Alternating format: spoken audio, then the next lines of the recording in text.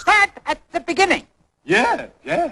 And when you come to the end, stop. Advice for good Bible reading? Probably not.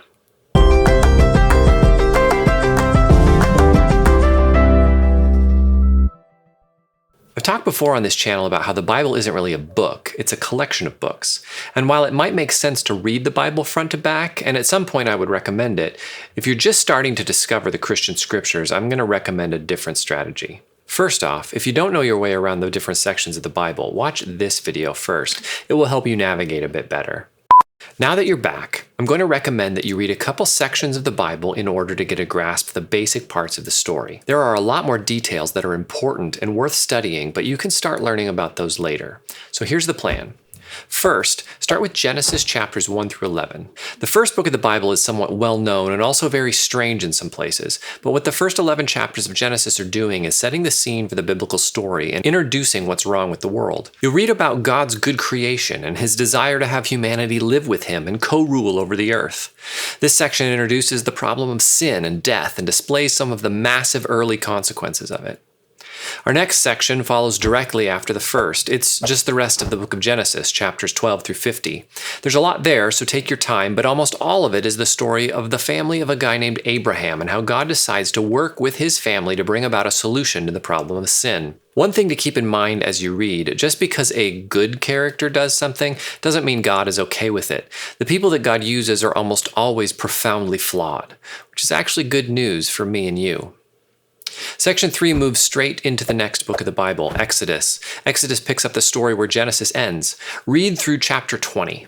There's a lot more interesting stuff in the rest of Exodus and the following books, but for now, just know that God is making the Israelites into a nation and giving them a legal code and leading them into a land that he is giving them. Our fourth stop is a jump to the books of 1st and 2nd Samuel and 1st and 2nd Kings. These books cover about 400 years of Israel's history and deal with how God chooses a royal lineage to lead the people on his behalf.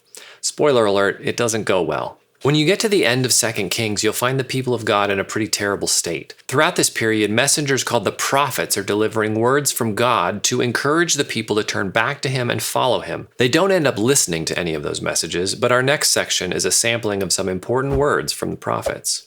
Start with the book of Isaiah, chapters 1 through 9. Most of this is Hebrew poetry, and there are probably names and places that might seem strange to you, but it's fairly easy to follow if you've already read through Samuel and Kings.